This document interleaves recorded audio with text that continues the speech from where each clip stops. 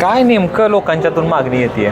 लोकांच्यातून मागणी आम्ही ज्यावेळी बारामतीची पोटनिवडणूक जाहीर झाली त्यावेळी चर्चा मीडियामध्ये अशी होती की बिनविरोध होणार.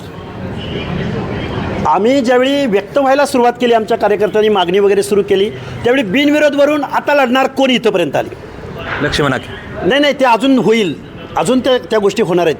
पण पुढच्या काही कालावधीमध्ये कोण किती मतानं निवडून येणार याच्यावर चर्चा येईल आणि त्याच्या पुढच्या कालावधीमध्ये कोण निवडणूक लढणार आणि कोण निवडणूक जिंकणार यावरती आम्ही ही निवडणूक आणू. एकीकडे तुम्ही म्हणताय कोण निवडणूक लढणार, लोकांची मागणी आहे, सांगून टाका एकदा मी लढणार आहे म्हणून. अडचण काय आहे सांगायला? एक दिवस 2 दिवस वेळ काढा ना. आम्ही सर्वसामान्य कुटुंबामधली माणसं आहोत, आम्ही चळवळीमध्ये काम करणारी माणसं आहोत.